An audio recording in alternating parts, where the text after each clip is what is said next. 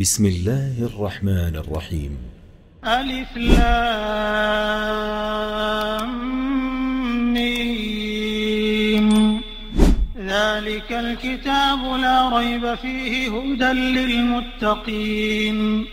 الذين يؤمنون بالغيب ويقيمون الصلاة ومما رزقناهم ينفقون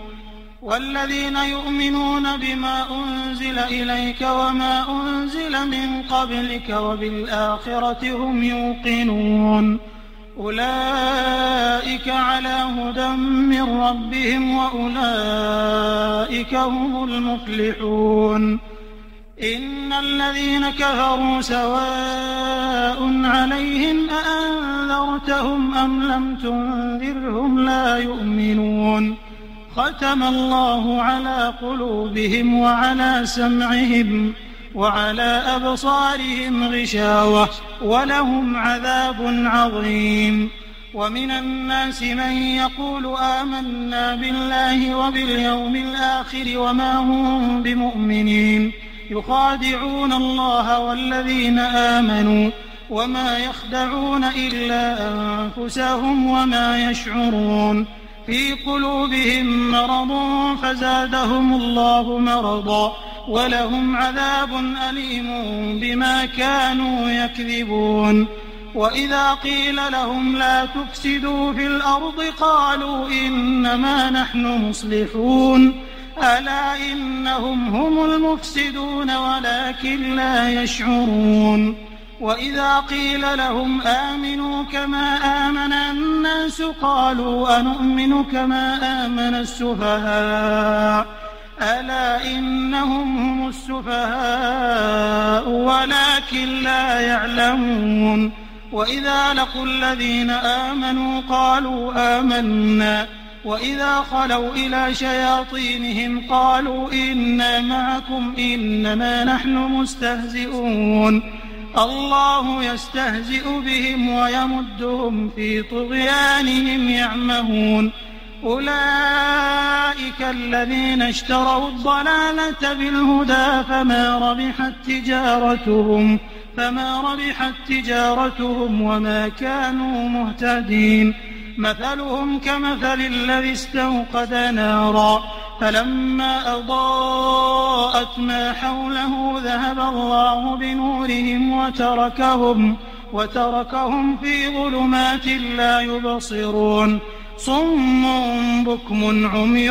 فهم لا يرجعون. أو كصيب من السماء فيه ظلمات ورعد وبرق يجعلون أصابعهم في آذانهم من الصواعق حذر الموت والله محيط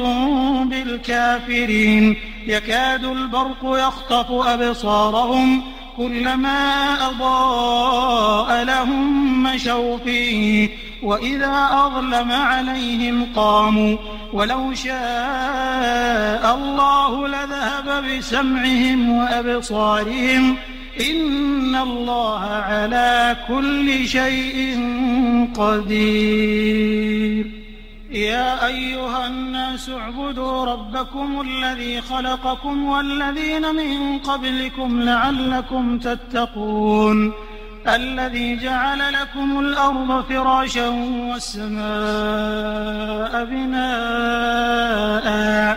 وأنزل من السماء ماء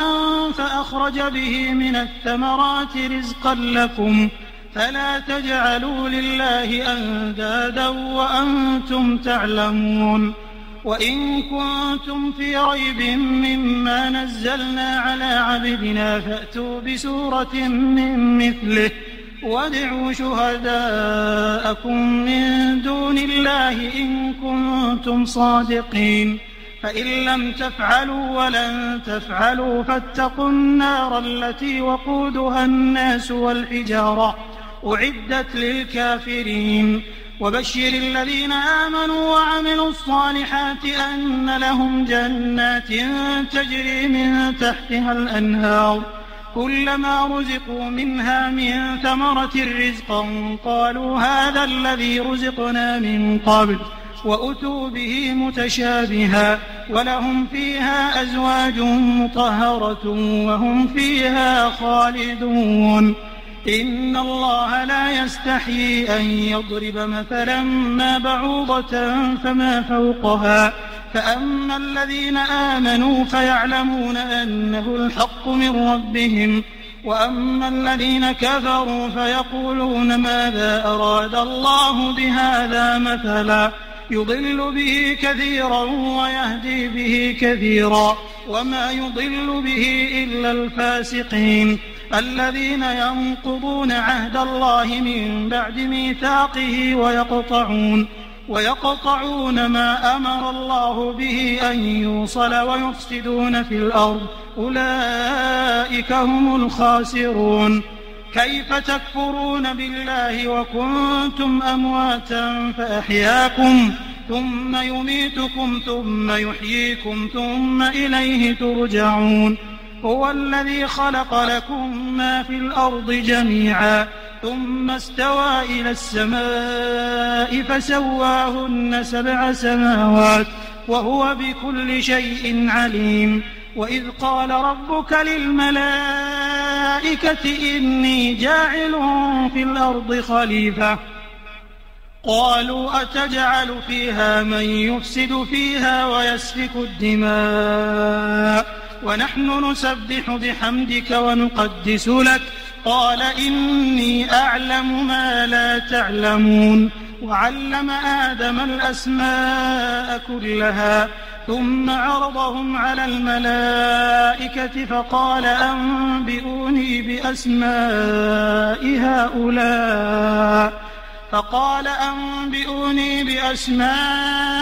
هؤلاء إن كنتم صادقين. قالوا سبحانك لا علم لنا إلا ما علمتنا إنك أنت العليم الحكيم. قال يا آدم أنبئهم بأسمائهم فلما أنبأهم بأسمائهم قال ألم أقل لكم إني أعلم غيب السماوات والأرض وأعلم ما تبدون وما كنتم تكتمون. وإذ قلنا للملائكة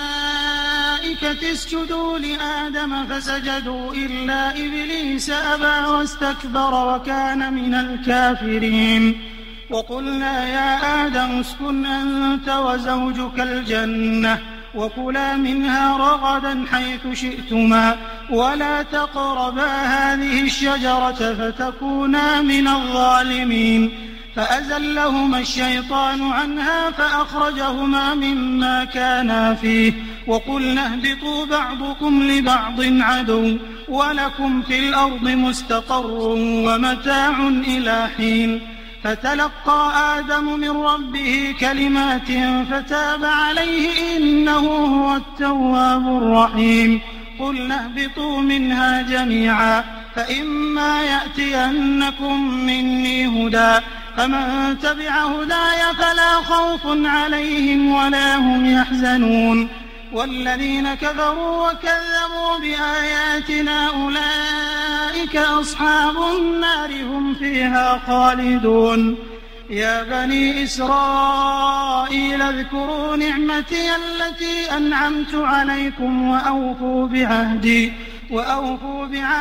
أوف بعهدكم وإياي فارهبون. وآمنوا بما أنزلت مصدقا لما معكم ولا تكونوا أول كافر به ولا تشتروا بآياتي ثمنا قليلا وإياي فاتقون. ولا تلبسوا الحق بالباطل وتكتموا الحق وأنتم تعلمون. وأقيموا الصلاة وآتوا الزكاة واركعوا مع الراكعين.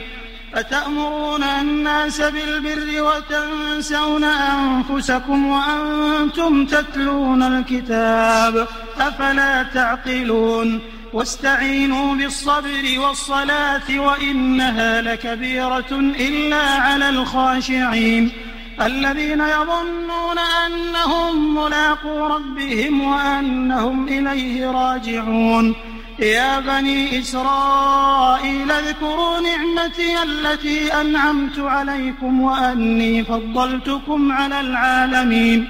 واتقوا يوما لا تجزي نفس عن نفس شيئا ولا يقبل منها شفاعة ولا يؤخذ منها عدل ولا هم ينصرون وإذ نجيناكم من آل فرعون يسومونكم سوء العذاب يذبحون أبناءكم ويستحيون نساءكم وفي ذلكم بلاء من ربكم عظيم وإذ فرقنا بكم البحر فأنجيناكم وأغرقنا آل فرعون وأنتم تنظرون وإذ واعدنا موسى 40 ليلة ثم اتخذتم العجل من بعده وأنتم ظالمون ثم عفونا عنكم من بعد ذلك لعلكم تشكرون وإذ آتينا موسى الكتاب والفرقان لعلكم تهتدون وإذ قال موسى لقومه يا قوم إنكم ظلمتم أنفسكم باتخاذكم العجل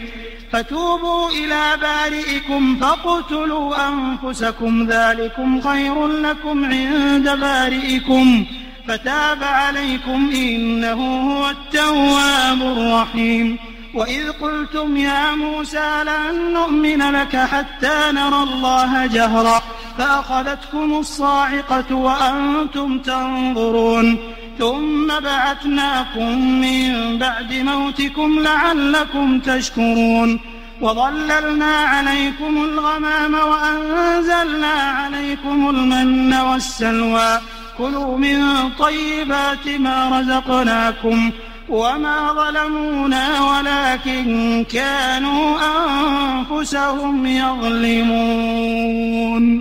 وإذ قلنا ادخلوا هذه القرية فكلوا منها حيث شئتم رغدا وادخلوا الباب سجدا وقولوا حطة نغفر لكم خطاياكم وسنزيد المحسنين فبدل الذين ظلموا قولا غير الذي قيل لهم فأنزلنا على الذين ظلموا رجزا من السماء بما كانوا يفسقون وإذ استسقى موسى لقومه فقلنا اضرب بعصاك الحجر فانفجرت منه 12 عينا قد علم كل أناس مشربهم كلوا واشربوا من رزق الله ولا تعثوا في الأرض مفسدين وإذ قلتم يا موسى لن نصبر على طعام واحد فادع لنا ربك يخرج لنا مما تنبت الأرض من بقلها وقثائها وفومها وعدسها وبصلها قال أتستبدلون الذي هو أدنى بالذي هو خير اهبطوا مصرا فإن لكم ما سألتم وضربت عليهم الذلة والمسكنة وباءوا بغضب من الله ذلك بأنهم كانوا يكفرون بآيات الله ويقتلون النبيين بغير الحق ذلك بما عصوا وكانوا يعتدون إن الذين آمنوا والذين هادوا والنصارى والصابئين من آمن بالله واليوم الآخر وعمل صالحا فلهم أجرهم عند ربهم ولا خوف عليهم ولا هم يحزنون وإذ أخذنا ميثاقكم ورفعنا فوقكم الطور خذوا ما آتيناكم بقوة واذكروا ما فيه لعلكم تتقون ثم توليتم من بعد ذلك فلولا فضل الله عليكم ورحمته لكنتم من الخاسرين ولقد علمتم الذين اعتدوا منكم في السبت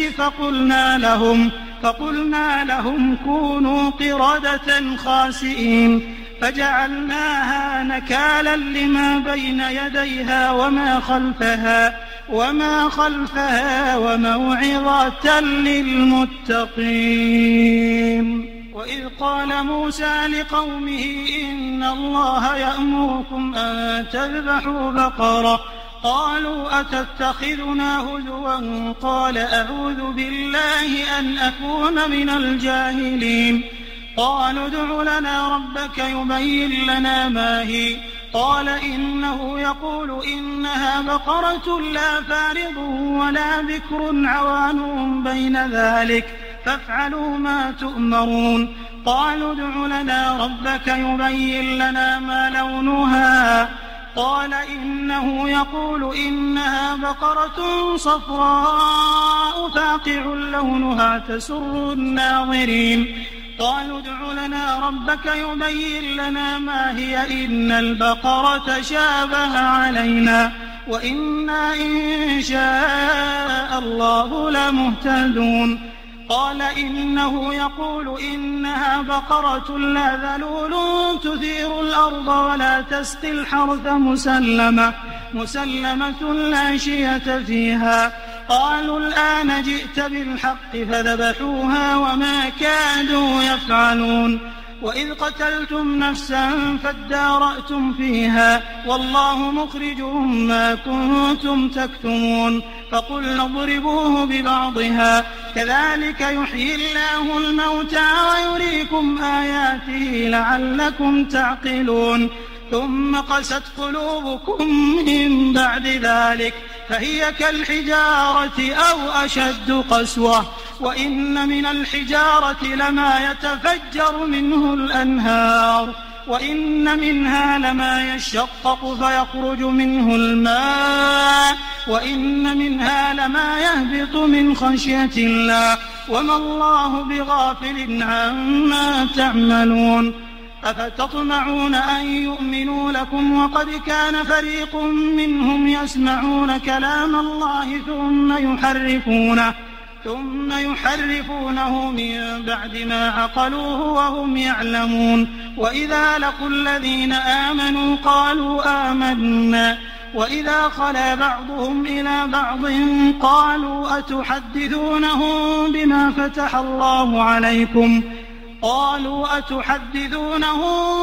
فتح الله عليكم ليحاجوكم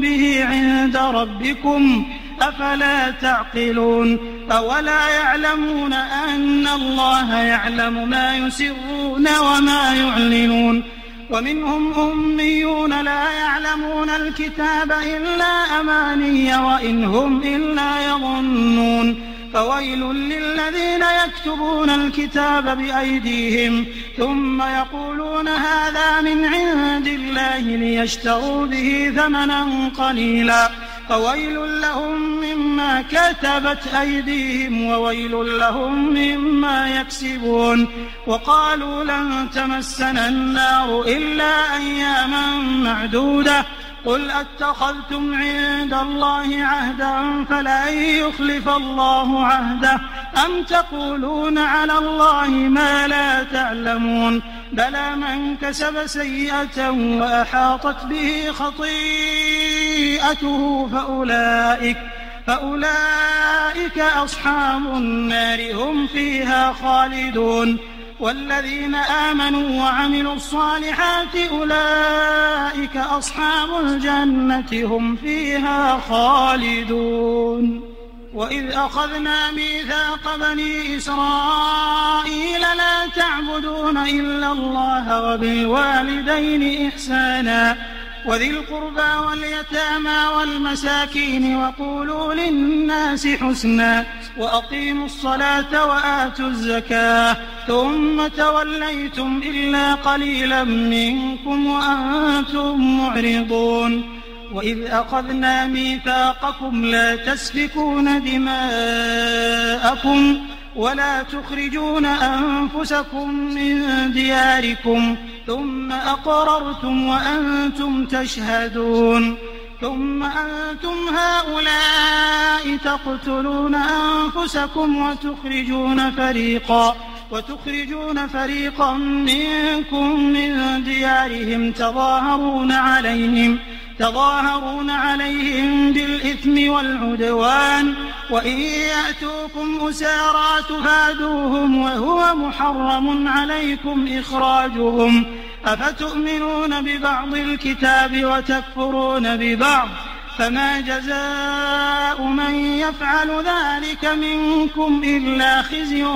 في الحياة الدنيا ويوم القيامة يردون إلى أشد العذاب وما الله بغافل عما تعملون أولئك الذين اشتروا الحياة الدنيا بالآخرة فلا يخفف عنهم العذاب ولا هم ينصرون ولقد آتينا موسى الكتاب وقفينا من بعده بالرسل وآتينا عيسى ابن مريم البينات وأيدناه بروح القدس أفكلما جاءكم رسول بما لا تهوى أنفسكم استكبرتم ففريقا كذبتم وفريقا تقتلون وقالوا قلوبنا غلف بل لعنهم الله بكفرهم فقليلا ما يؤمنون ولما جاءهم كتاب من عند الله مصدق لما معهم وكانوا من قبل يستفتحون على الذين كفروا فلما جاءهم ما عرفوا كفروا به فلعنة الله على الكافرين بئس ما اشتروا به أنفسهم أن يكفروا بما أنزل الله بغيا أن ينزل الله من فضله على من يشاء من عباده فباءوا بغضب على غضب وللكافرين عذاب مهين وإذا قيل لهم آمنوا بما أنزل الله قالوا نؤمن بما أنزل علينا ويكفرون بما وراءه وهو الحق مصدقا لما معهم قل فلم تقتلون أنبياء الله من قبل إن كنتم مؤمنين ولقد جاءكم موسى بالبينات ثم اتخذتم العجل من بعده وأنتم ظالمون وإذ أخذنا ميثاقكم ورفعنا فوقكم الطور خذوا ما آتيناكم بقوة واسمعوا قالوا سمعنا وعصينا وأشربوا في قلوبهم العجل بكفرهم قل بئس ما يأمركم به إيمانكم إن كنتم مؤمنين قل إن كانت لكم الدار الآخرة عند الله خالصة من دون الناس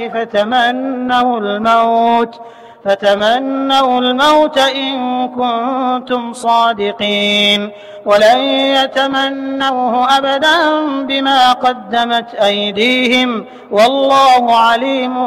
بالظالمين ولتجدنهم أحرص الناس على حياة ومن الذين أشركوا يود أحدهم لو يعمر 1000 سنة وما هو بمزحزحه من العذاب أن يعمر والله بصير بما يعملون قل من كان عدوا لجبريل فإنه نزله على قلبك بإذن الله مصدقا لما بين يديه وهدى وبشرى للمؤمنين من كان عدوا لله وملائكته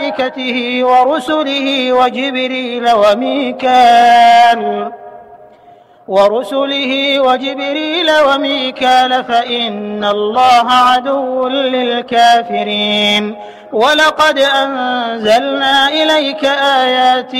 بينات وما يكفر بها إلا الفاسقون أوكلما عاهدوا عهدا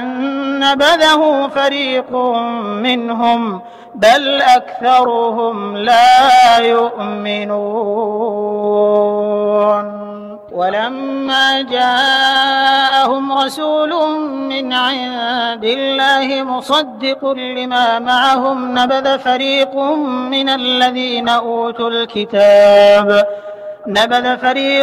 من الذين أوتوا الكتاب كتاب الله وراء ظهورهم كأنهم لا يعلمون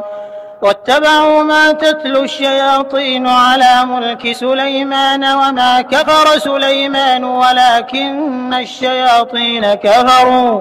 ولكن الشياطين كفروا يعلمون الناس السحر وما أنزل على الملكين ببابل هاروت وماروت وما يعلمان من أحد حتى يقولا إنما نحن فتنة فلا تكفر فيتعلمون منهما ما يفرقون به بين المرء وزوجه وما هم بضارين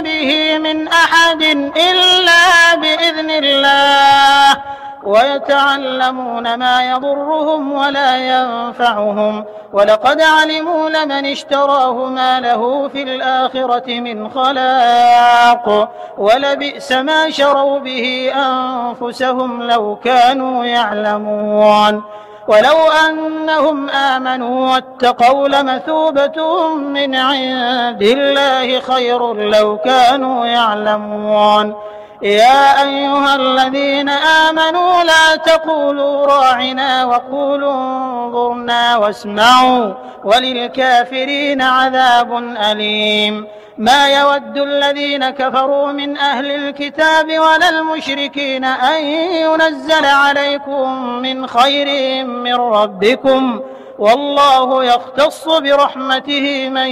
يشاء والله ذو الفضل العظيم ما ننسخ من آية أو ننسها نأت بخير منها أو مثلها ألم تعلم أن الله على كل شيء قدير ألم تعلم أن الله له ملك السماوات والأرض وما لكم من دون الله من ولي ولا نصير أم تريدون أن تسألوا رسولكم كما سئل موسى من قبل ومن يتبدل الكفر بالإيمان فقد ضل سواء السبيل ود كثير من أهل الكتاب لو يردونكم من بعد إيمانكم كفارا حسدا من عند أنفسهم من بعد ما تبين لهم الحق فاعفوا واصفحوا حتى يأتي الله بأمره إن الله على كل شيء قدير وأقيموا الصلاة وآتوا الزكاة وما تقدموا لأنفسكم من خير تجدوه عند الله إن الله بما تعملون بصير وقالوا لن يدخل الجنة إلا من كان هودا أو نصارى تلك أمانيهم قل هاتوا برهانكم إن كنتم صادقين بلى من أسلم وجهه لله وهو محسن فله أجره عند ربه ولا خوف عليهم ولا هم يحزنون وقالت اليهود ليست النصارى على شيء وقالت النصارى ليست اليهود على شيء وهم يتلون الكتاب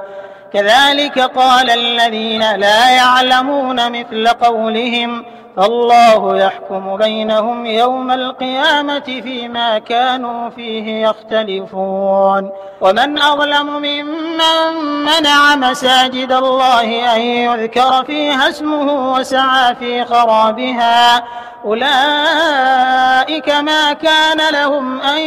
يدخلوها إلا خائفين لهم في الدنيا خزي ولهم في الآخرة عذاب عظيم. ولله المشرق والمغرب فأينما تولوا فثم وجه الله إن الله واسع عليم. وقالوا اتخذ الله ولدا سبحانه بل له ما في السماوات والأرض كل له قانتون بديع السماوات والأرض وإذا قضى أمرا فإنما يقول له كن فيكون. وقال الذين لا يعلمون لولا يكلمنا الله أو تأتينا آية كذلك قال الذين من قبلهم مثل قولهم تشابهت قلوبهم قد بينا الآيات لقوم يوقنون. إنا أرسلناك بالحق بشيرا ونذيرا ولا تسأل عن أصحاب الجحيم. ولن ترضى عنك اليهود ولا النصارى حتى تتبع ملتهم قل إن هدى الله هو الهدى ولئن اتبعت أهواءهم بعد الذي جاءك من العلم ما لك من الله من ولي ولا نصير. الذين آتيناهم الكتاب يتلونه حق تلاوته أولئك يؤمنون به ومن يكفر به فأولئك هم الخاسرون. يا بني إسرائيل اذكروا نعمتي التي أنعمت عليكم وأني فضلتكم على العالمين. واتقوا يوما لا تجزي نفس عن نفس شيئا ولا يقبل منها عدل ولا تنفعها شفاعة ولا هم ينصرون. وإذ ابتلى إبراهيم ربه بكلمات فأتمهم قال إني جاعلك للناس إماما قال ومن ذريتي قال لا ينال عهد الظالمين. وإذ جعلنا البيت مثابة للناس وأمنا واتخذوا من مقام إبراهيم مصلى وعهدنا إلى إبراهيم وإسماعيل أن طهرا بيتي للطائفين والعاكفين والركع السجود. وإذ قال إبراهيم رب اجعل هذا بلدا آمنا وارزق أهله من الثمرات من آمن منهم بالله واليوم الآخر قال ومن كفر فأمتعه قليلا ثم أضطره إلى عذاب النار وبئس المصير. وإذ يرفع إبراهيم القواعد من البيت وإسماعيل ربنا تقبل منا إنك أنت السميع العليم. ربنا واجعلنا مسلمين لك ومن ذريتنا أمة مسلمة لك وأرنا مناسكنا وتب علينا إنك أنت التواب الرحيم. ربنا وابعث فيهم رسولا منهم يتلو عليهم آياتك ويعلمهم الكتاب والحكمة ويزكيهم إنك أنت العزيز الحكيم. ومن يرغب عن ملة إبراهيم إلا من سفه نفسه ولقد اصطفيناه في الدنيا وإنه في الآخرة لمن الصالحين. إذ قال له ربه أسلم قال أسلمت لرب العالمين. ووصى بها إبراهيم بنيه ويعقوب يا بني إن الله اصطفى لكم الدين فلا تموتن إلا وأنتم مسلمون. أم كنتم شهداء إذ حضر يعقوب الموت إذ قال لبنيه ما تعبدون من بعدي قالوا نعبد إلهك وإله آبائك إبراهيم وإسماعيل وإسحاق إلها واحدا ونحن له مسلمون تلك أمة قد خلت لها ما كسبت ولكم ما كسبتم ولا تسألون عما كانوا يعملون وقالوا كونوا هودا أو نصارى تهتدوا قل بل ملة إبراهيم حنيفا وما كان من المشركين قولوا آمنا بالله وما أنزل إلينا وما أنزل إلى إبراهيم وإسماعيل وإسحاق ويعقوب والأسباط وما أوتي موسى وعيسى وما أوتي النبيون من ربهم لا نفرق بين أحد منهم ونحن له مسلمون فإن آمنوا بمثل ما آمنتم به فقد اهتدوا وإن تولوا فإنما هم في شقاق فسيكفيكهم الله وهو السميع العليم صبغة الله ومن أحسن من الله صبغة ونحن له عابدون قل أتحاجوننا في الله وهو ربنا وربكم ولنا أعمالنا ولكم أعمالكم ونحن له مخلصون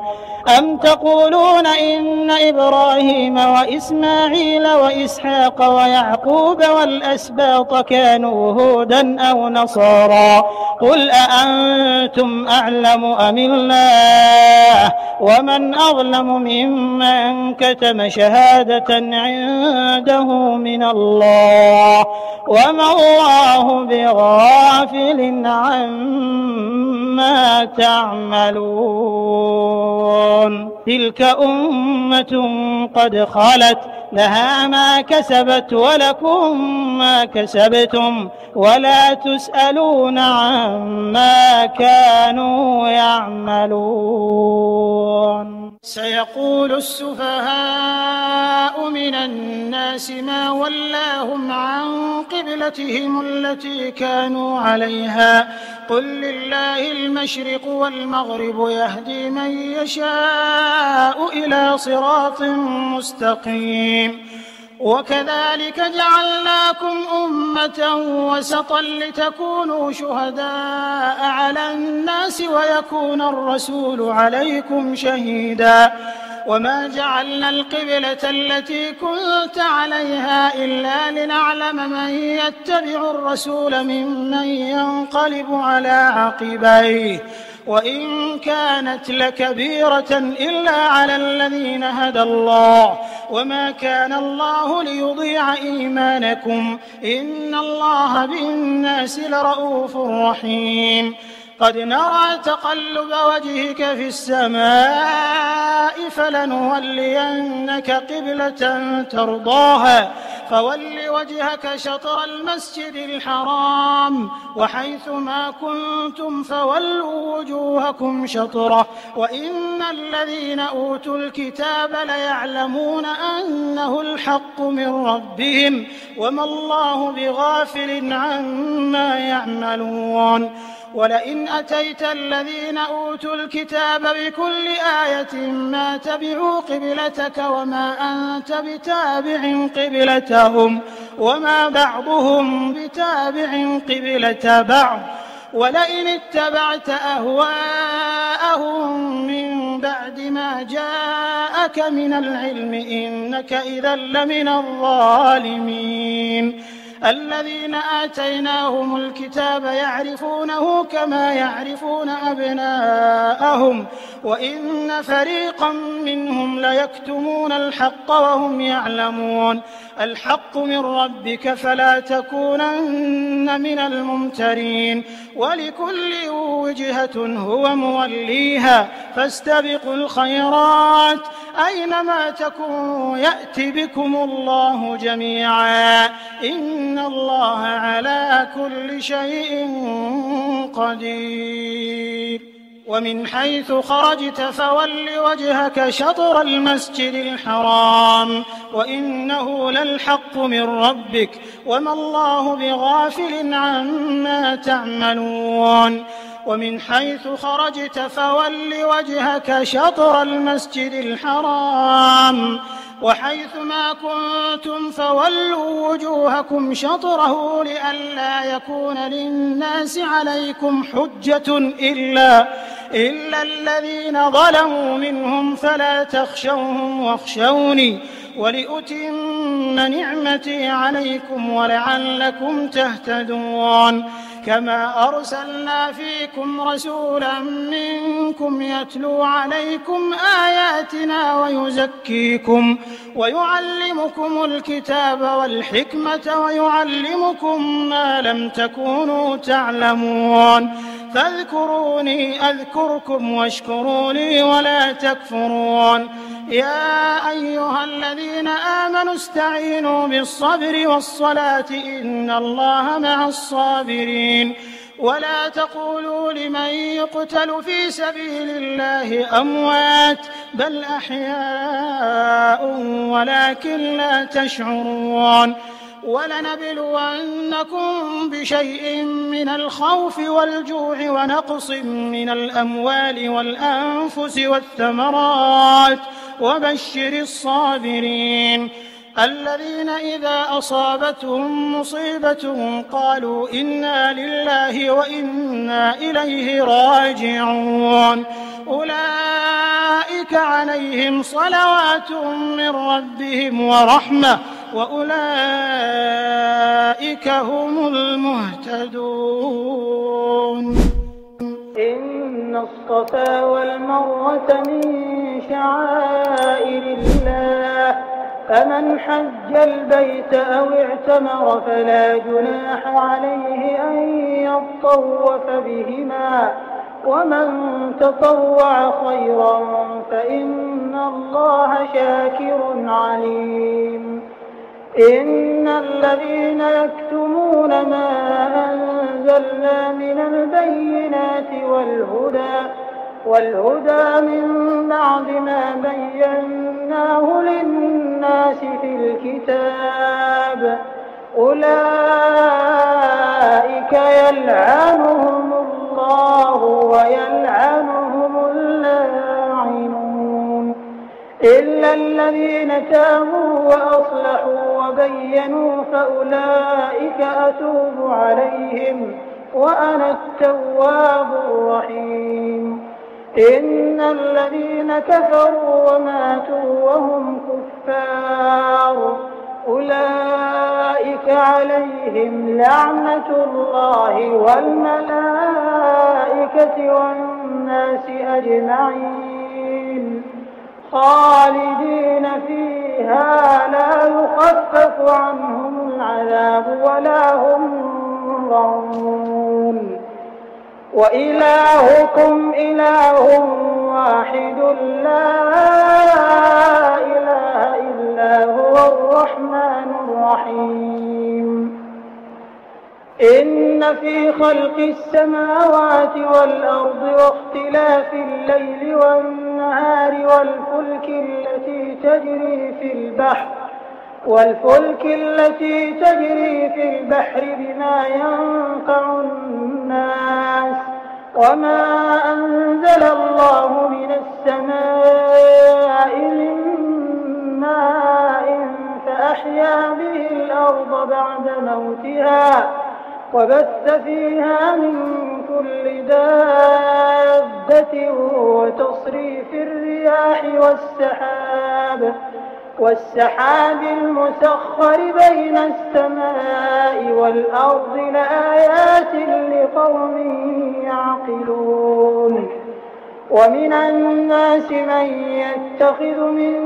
دون الله أندادا يحبونهم كحب الله والذين آمنوا أشد حبا لله ولو يرى الذين ظلموا إذ يرون العذاب أن القوة لله جميعا وأن الله شديد العذاب. إذ تبرأ الذين اتبعوا من الذين اتبعوا ورأوا العذاب وتقطعت بهم الأسباب. وقال الذين اتبعوا لو أن لنا كرة فنتبرأ منهم كما تبرأوا منا كذلك يريهم الله أعمالهم حسرات عليهم وما هم بخارجين من النار. يا أيها الناس كلوا مما في الأرض حلالا طيبا ولا تتبعوا خطوات الشيطان إنه لكم عدو مبين. إنما يأمركم بالسوء والفحشاء وأن تقولوا على الله ما لا تعلمون. وإذا قيل لهم اتبعوا ما أنزل الله قالوا بل نتبع ما ألفينا عليه آباءنا أولو كان آباؤهم لا يعقلون شيئا ولا يهتدون. ومثل الذين كفروا كمثل الذي ينعق بما لا يسمع إلا دعاء ونداء صم بكم عمي فهم لا يعقلون. يا أيها الذين آمنوا كلوا من طيبات ما رزقناكم واشكروا لله إن كنتم إياه تعبدون. إنما حرم عليكم الميتة والدم ولحم الخنزير وما أهل به لغير الله فمن اضطر غير باغ ولا عاد فلا إثم عليه إن الله غفور رحيم. إن الذين يكتمون ما أنزل الله من الكتاب ويشترون به ثمنا قليلا أولئك ما يأكلون في بطونهم إلا النار ولا يكلمهم الله يوم القيامة ولا يزكيهم ولهم عذاب أليم. أولئك الذين اشتروا الضلالة بالهدى والعذاب بالمغفرة فما أصبرهم على النار ذلك بأن الله نزل الكتاب بالحق وإن الذين اختلفوا في الكتاب لفي شقاق بعيد. ليس البر أن تولوا وجوهكم قبل المشرق والمغرب ولكن البر من آمن بالله واليوم الآخر والملائكة والكتاب والنبيين وآتى المال على حبه ذوي القربى واليتامى والمساكين وابن السبيل والسائلين وفي الرقاب وأقام الصلاة وآتى الزكاة والموفون بعهدهم إذا عاهدوا والصابرين في البأساء والضراء وحين البأس أولئك الذين صدقوا وأولئك هم المتقون. يا أيها الذين آمنوا كتب عليكم القصاص في القتلى الحر بالحر والعبد بالعبد والأنثى بالأنثى فمن عفي له من أخيه شيء فاتباع بالمعروف وأداء إليه بإحسان ذلك تخفيف من ربكم ورحمة فمن اعتدى بعد ذلك فله عذاب أليم ولكم في القصاص حياة يا أولي الألباب لعلكم تتقون كتب عليكم إذا حضر أحدكم الموت إن ترك خيرا الوصية للوالدين والأقربين بالمعروف حقا على المتقين فمن بدله بعدما سمعه فإنما إثمه على الذين يبدلونه إن الله سميع عليم فمن خاف من موص جنفا أو إثما فأصلح بينهم فلا إثم عليه إن الله غفور رحيم يا أيها الذين آمنوا كتب عليكم الصيام كما كتب على الذين من قبلكم لعلكم تتقون أياما معدودات فمن كان منكم مريضا أو على سفر فعدة من أيام أخر وعلى الذين يطيقونه فدية طعام مسكين فمن تطوع خيرا فهو خير له وأن تصوموا خير لكم إن كنتم تعلمون شهر رمضان الذي أنزل فيه القرآن هدى للناس وبينات من الهدى والفرقان فمن شهد منكم الشهر فليصم ومن كان مريضا أو على سفر فعدة من أيام أخر يريد الله بكم اليسر ولا يريد بكم العسر ولتكملوا العدة ولتكبروا الله على ما هداكم ولعلكم تشكرون وإذا سألك عبادي عني فإني قريب أجيب دعوة الداع إذا دعان فليستجيبوا لي وليؤمنوا بي لعلهم يرشدون أحل لكم ليلة الصيام الرفث إلى نسائكم هن لباس لكم وأنتم لباس لهن علم الله أنكم كنتم تختانون أنفسكم فتاب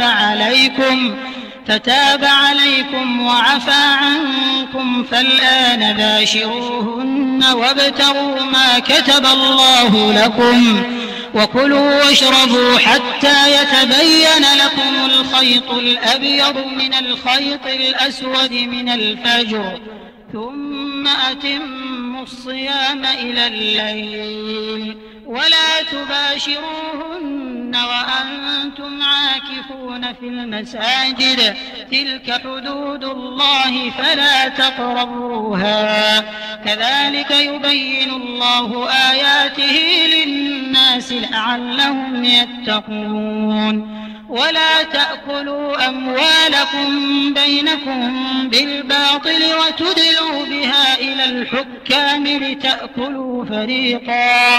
وتدلوا بها إلى الحكام لتأكلوا فريقا من أموال الناس بالإثم وأنتم تعلمون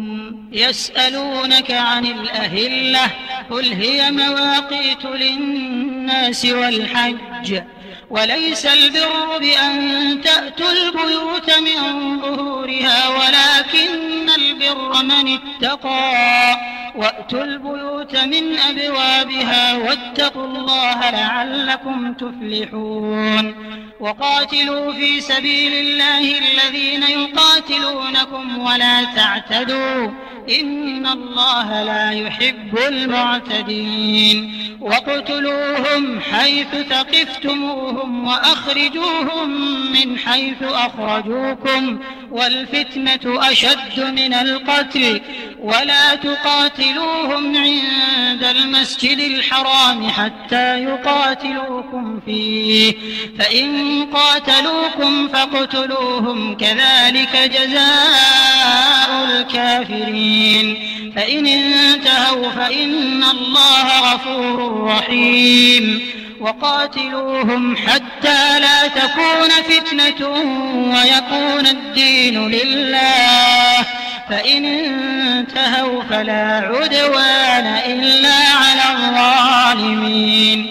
الشهر الحرام بالشهر الحرام والحرمات قصاص فمن اعتدى عليكم فاعتدوا عليه بمثل ما اعتدى عليكم واتقوا الله واعلموا أن الله مع المتقين وأنفقوا في سبيل الله ولا تلقوا بأيديكم إلى التهلكة وأحسنوا إن الله يحب المحسنين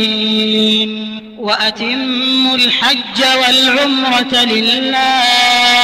فإن أحصرتم فما استيسر من الهدي ولا تحلقوا رؤوسكم حتى يبلغ الهدي محله فمن كان منكم مريضا أو به أذى من رأسه ففدية من صيام أو صدقة أو نسك فإذا أمنتم فمن تمتع بالعمرة إلى الحج فما استيسر من الهدي فمن لم يجد فصيام 3 أيام في الحج و7 إذا رجعتم تلك 10 كاملة ذلك لمن لم يكن أهله حاضر المسجد الحرام واتقوا الله واعلموا أن الله شديد العقاب الحج أشهر معلومات فمن فرض فيهن الحج فلا رفث ولا فسوق ولا جدال في الحج وما تفعلوا من خير يعلمه الله وتزودوا فإن خير الزاد التقوى واتقون يا أولي الألباب ليس عليكم جناح أن تبتغوا فضلا من ربكم فإذا أفضتم من عرفات فاذكروا الله عند المشعر الحرام واذكروه كما هداكم وإن كنتم من قبله لمن الضالين ثم أفيضوا من حيث أفاض الناس واستغفروا الله إن الله غفور رحيم فإذا قضيتم مناسككم فاذكروا الله كذكركم آباءكم أو أشد ذكرا فمن الناس من يقول ربنا آتنا في الدنيا وما له في الآخرة من خلاق ومنهم من يقول ربنا آتنا في الدنيا حسنة وفي الآخرة حسنة وقنا عذاب النار أولئك لهم نصيب مما كسبوا والله سريع الحساب واذكروا الله في أيام معدودات فمن تعجل في يومين فلا إثم عليه ومن تأخر فلا إثم عليه لمن اتقى واتقوا الله واعلموا أنكم إليه تحشرون ومن الناس من يعجبك قوله في الحياة الدنيا ويشهد الله على ما في قلبه وهو ألد الخصام وإذا تولى سعى في الأرض ليفسد فيها ويهلك الحرث والنسل والله لا يحب الفساد. وإذا قيل له اتق الله أخذته العزة بالإثم فحسبه جهنم ولبئس المهاد. ومن الناس من يشري نفسه ابتغاء مرضات الله والله رؤوف بالعباد.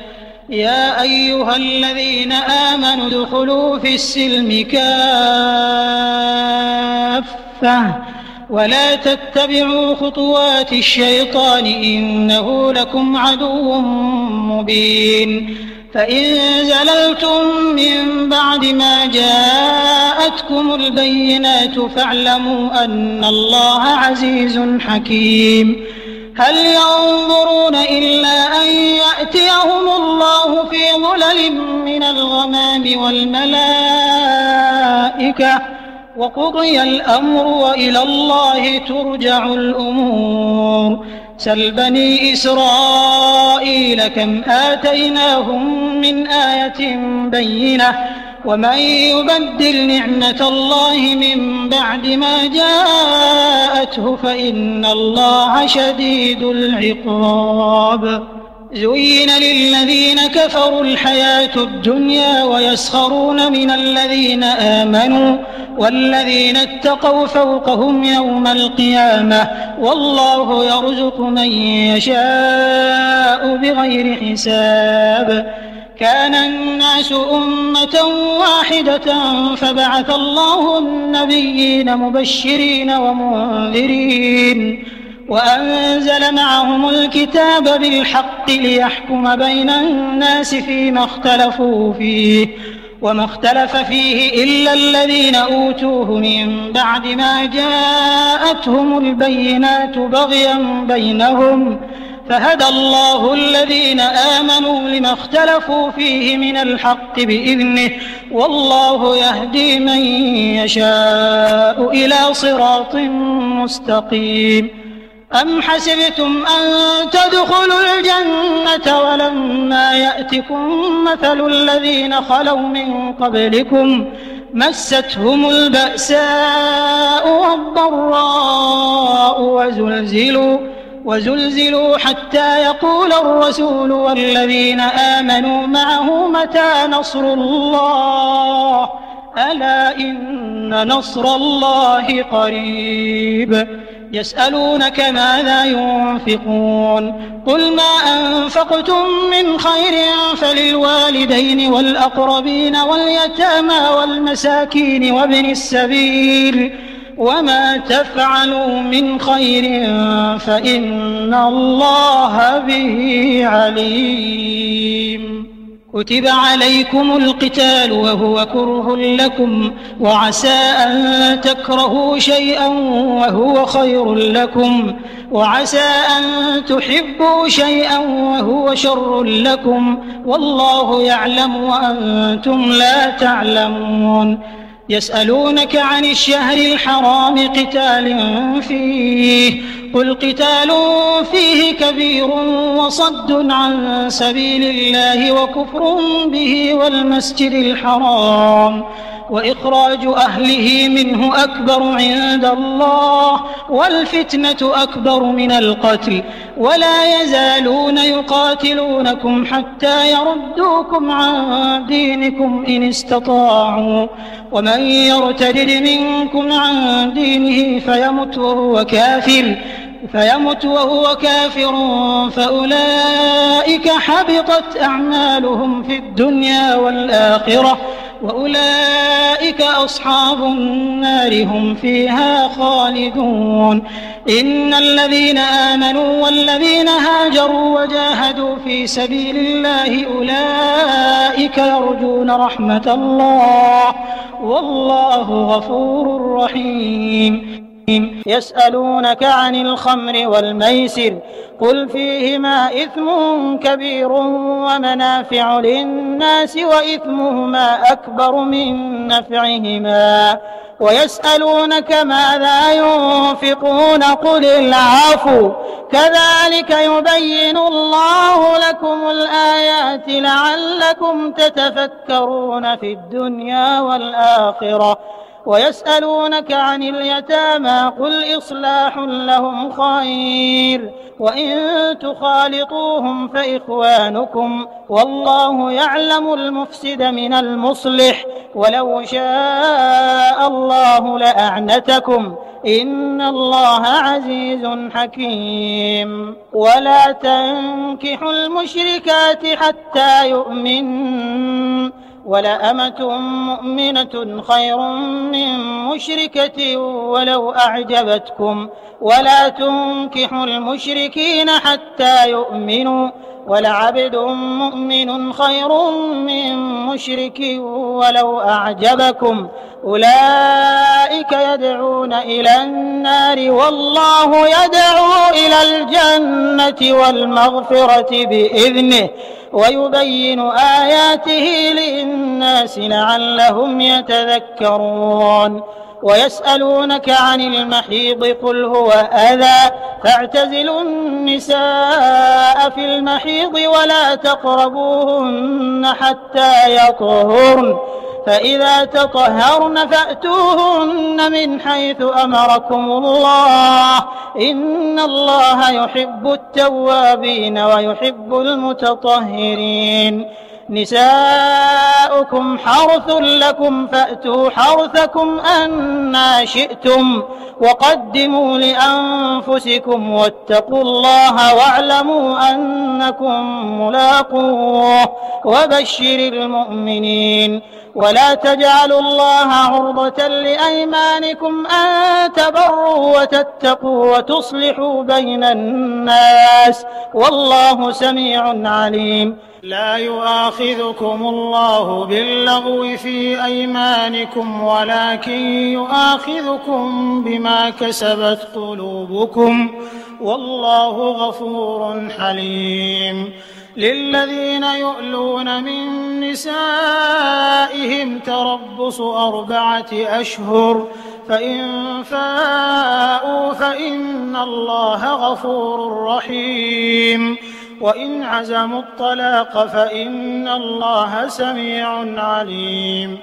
والمطلقات يتربصن بأنفسهن 3 قروء ولا يحل لهن أن يكتمن ما خلق الله في أرحامهن إن كن يؤمن بالله واليوم الآخر وبعولتهن أحق بردهن في ذلك إن أرادوا إصلاحا ولهن مثل الذي عليهن بالمعروف وللرجال عليهن درجة والله عزيز حكيم الطلاق 2 فإمساك بمعروف أو تسريح بإحسان ولا يحل لكم أن تأخذوا مما آتيتموهن شيئا إلا أن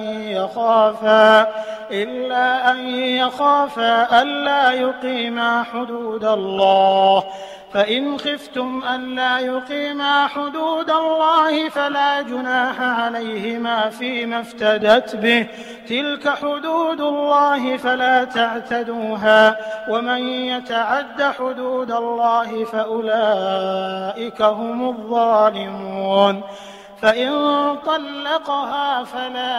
فلا تحل له من بعد حتى تنكح زوجا غيره فإن طلقها فلا جناح عليهما أن يتراجعا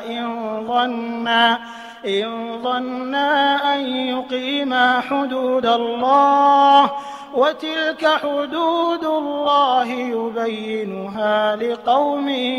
يعلمون وإذا وإذا طلقتم النساء فبلغن أجلهن فأمسكوهن بمعروف أو سرحوهن بمعروف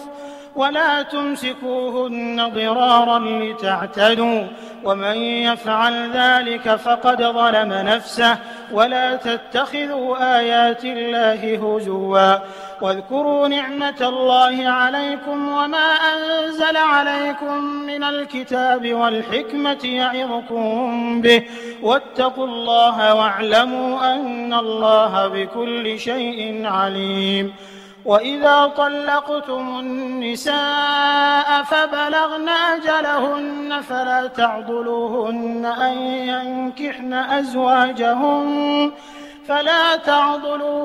أن ينكحن أزواجهن إذا تراضوا بينهم بالمعروف ذلك يوعظ به من كان منكم يؤمن بالله واليوم الآخر ذلكم أزكى لكم وأطهر والله يعلم وأنتم لا تعلمون. والوالدات يرضعن أولادهن حولين كاملين لمن أراد أن يتم الرضاعة وعلى المولود له رزقهن وكسوتهن بالمعروف لا تكلف نفس إلا وسعها لا تضار والدة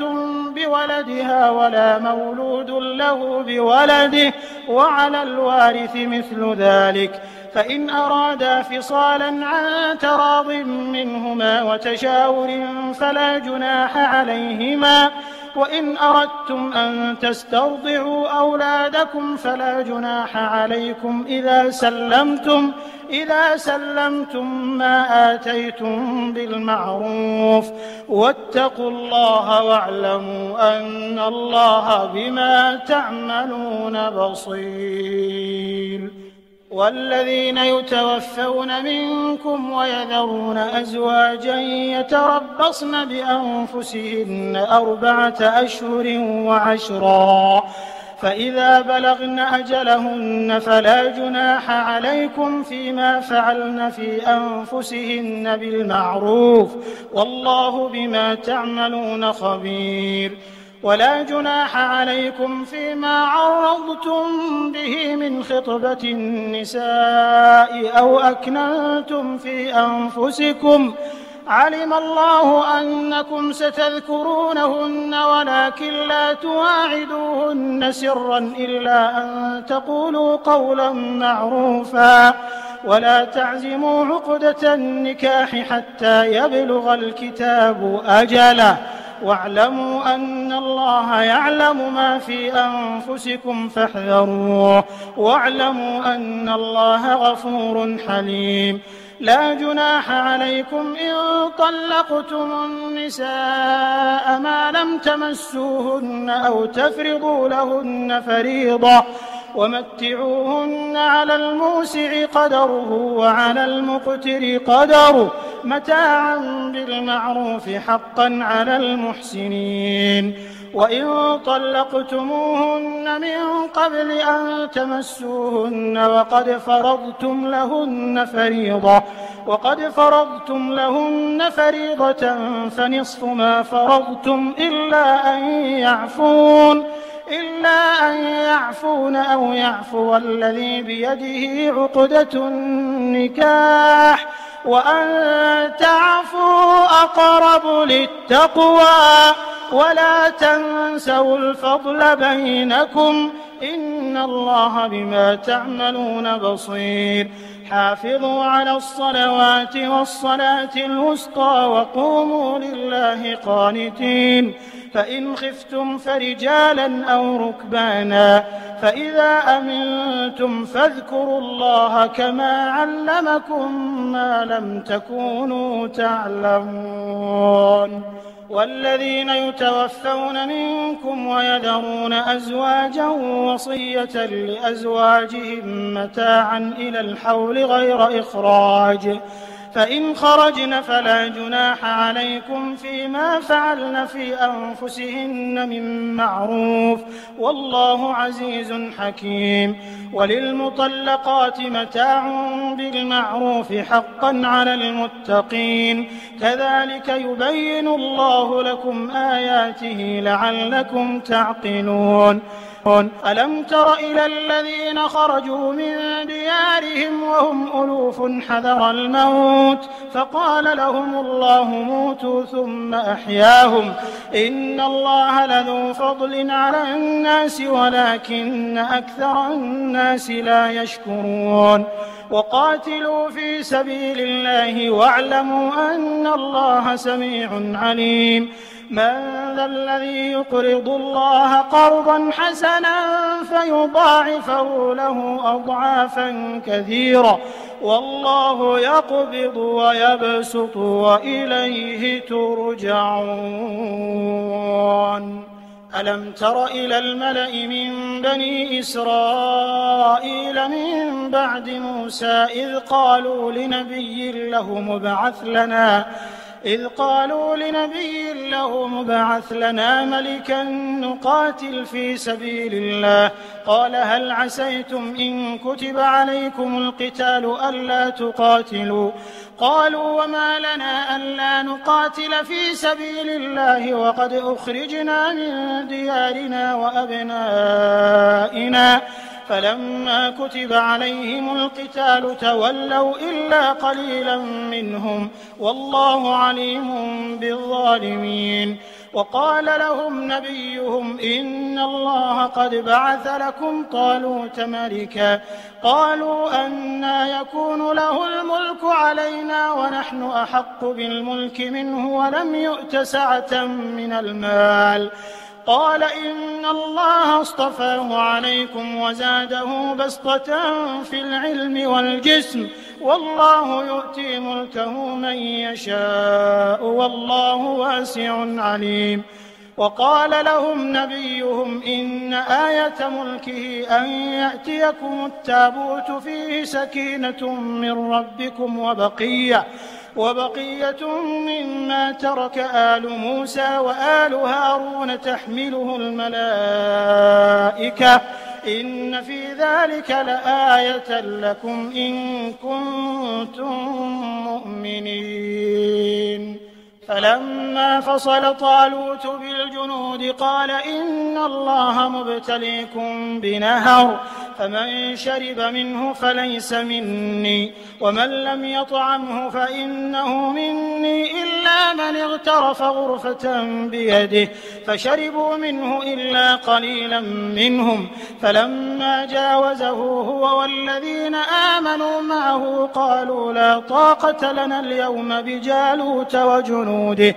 قال الذين يظنون أنهم ملاقو الله كم من فئة قليلة غلبت فئة كثيرة بإذن الله والله مع الصابرين. ولما برزوا لجالوت وجنوده قالوا ربنا أفرغ علينا صبرا وثبت أقدامنا وانصرنا على القوم الكافرين فهزموهم بإذن الله. وقتل داود جالوت وآتاه الله الملك والحكمة وعلمه مما يشاء ولولا دفع الله الناس بعضهم ببعض لفسدت الأرض ولكن الله ذو فضل على العالمين. تلك آيات الله نتلوها عليك بالحق وإنك لمن المرسلين. أعوذ بالله من الشيطان الرجيم.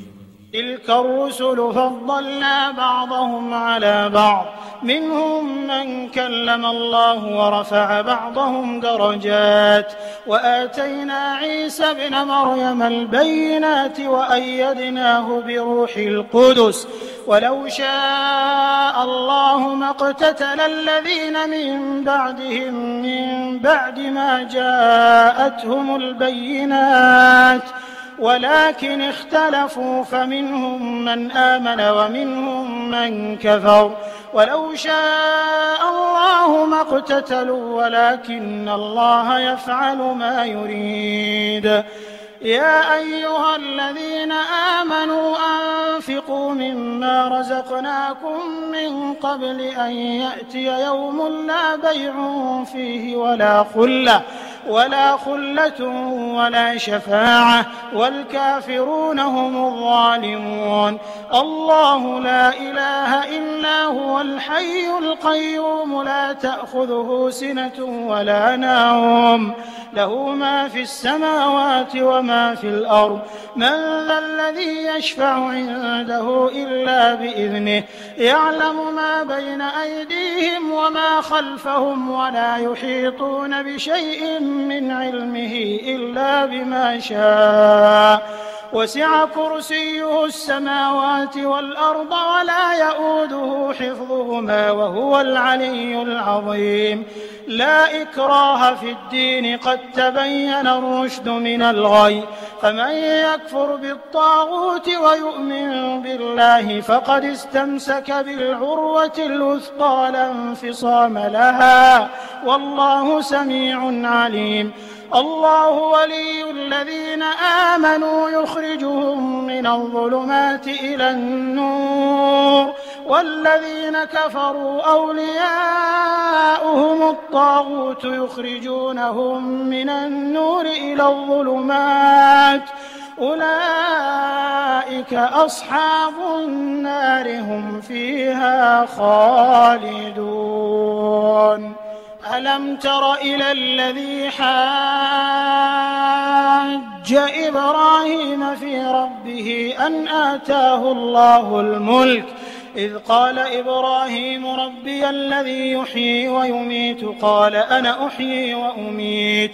قال إبراهيم فإن الله يأتي بالشمس من المشرق فأت بها من المغرب فبهت الذي كفر والله لا يهدي القوم الظالمين أو كالذي مر على قرية وهي خاوية على عروشها قال أنى يحيي هذه الله بعد موتها فأماته الله 100 عام ثم بعثه قال كم لبثت قال لبثت يوما أو بعض يوم قال بل لبثت 100 عام فانظر إلى طعامك وشرابك لم يتسنه وانظر إلى حمارك ولنجعلك آية للناس وانظر إلى العظام كيف ننشزها ثم نكسوها لحما فلما تبين له قال أعلم أن الله على كل شيء قدير وإذ قال إبراهيم رب أرني كيف تحيي الموتى قال أولم تؤمن قال بلى ولكن ليطمئن قلبي قال فخذ 4 من الطير فصرهن إليك ثم اجعل على كل جبل منهن جزءا ثم ادعهن يأتينك سعيا واعلم أن الله عزيز حكيم مثل الذين ينفقون أموالهم في سبيل الله كمثل حبة أنبتت 7 سنابل في كل سنبلة 100 حبة والله يضاعف لمن يشاء والله واسع عليم الذين ينفقون أموالهم في سبيل الله ثم لا يتبعون ما أنفقوا منا ولا أذى لهم أجرهم عند ربهم ولا خوف عليهم ولا هم يحزنون قول معروف ومغفرة خير من صدقة يتبعها أذى والله غني حليم. يا أيها الذين آمنوا لا تبطلوا صدقاتكم بالمن والأذى كالذي ينفق ماله رئاء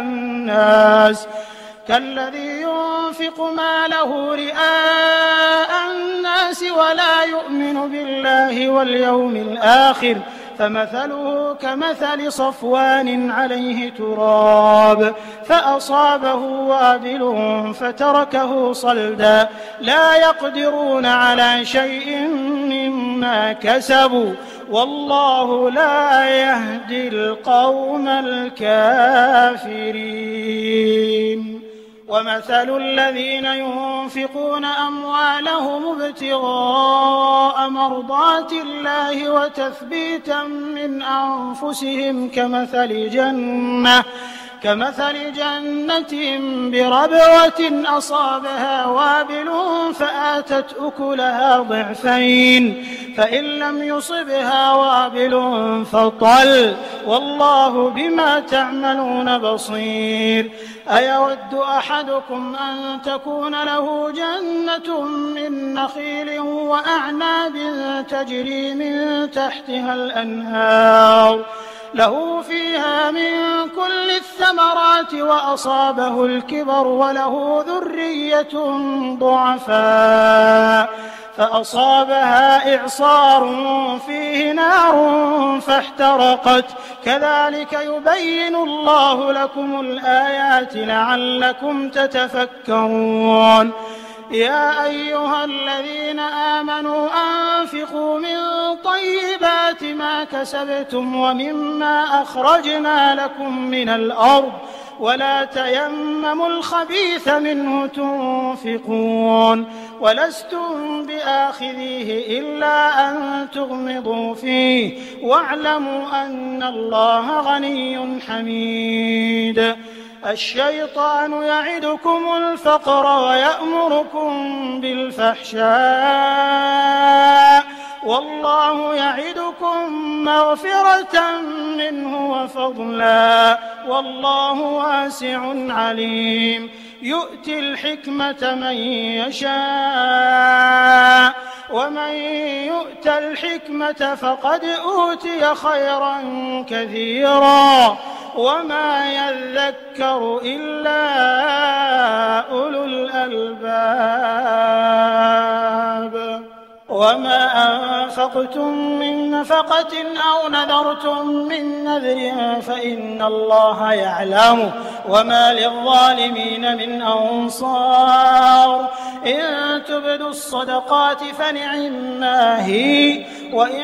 تخفوها وتؤتوها الفقراء فهو خير لكم ويكفر عنكم من سيئاتكم والله بما تعملون خبير. ليس عليك هداهم ولكن الله يهدي من يشاء وما تنفقوا من خير فلأنفسكم وما تنفقون إلا ابتغاء وجه الله وما تنفقوا من خير يوفى إليكم وأنتم لا تظلمون. للفقراء الذين أحصروا في سبيل الله لا يستطيعون ضربا في الأرض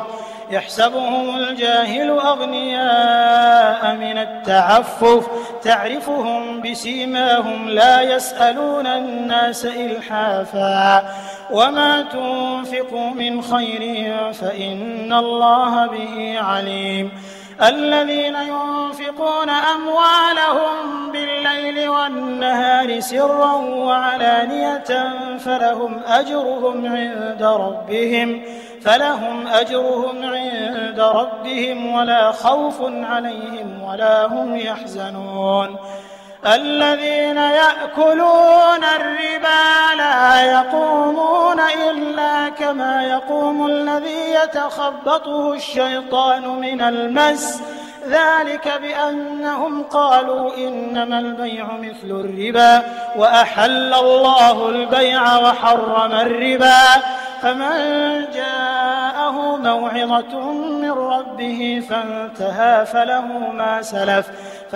ما سلف وأمره إلى الله ومن عاد فأولئك أصحاب النار هم فيها خالدون يمحق الله الربا ويربي الصدقات والله لا يحب كل كفار أثيم إن الذين آمنوا وعملوا الصالحات وأقاموا الصلاة وآتوا الزكاة لهم أجرهم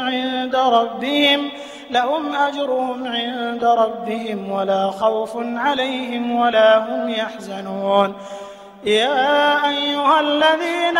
آمنوا اتقوا الله وذروا ما بقي من الربا إن كنتم مؤمنين فإن لم تفعلوا فأذنوا بحرب من الله ورسوله وإن تبتم فلكم رؤوس أموالكم لا تظلمون ولا تظلمون وإن كان ذو عسرة فنظرة إلى ميسرة وأن تصدقوا خير لكم إن كنتم تعلمون واتقوا يوما ترجعون فيه إلى الله ثم توفى كل نفس ما كسبت وهم لا يظلمون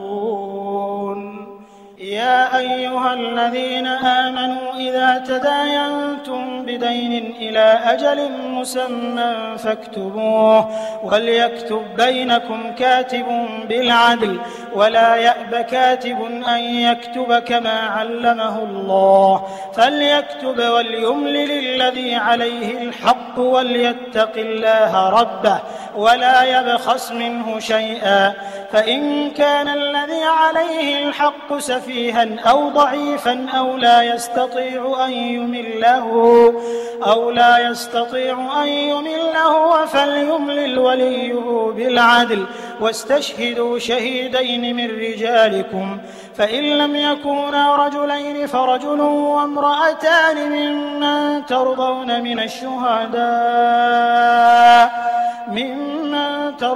من الشهداء أن تضل إحداهما فتذكر إحداهما الأخرى ولا يأبى الشهداء إذا ما دعوا ولا تسأموا أن تكتبوه صغيرا أو كبيرا إلى أجله ذلكم أقسط عند الله وأقوم للشهادة وأدنى ألا ترتابوا إلا أن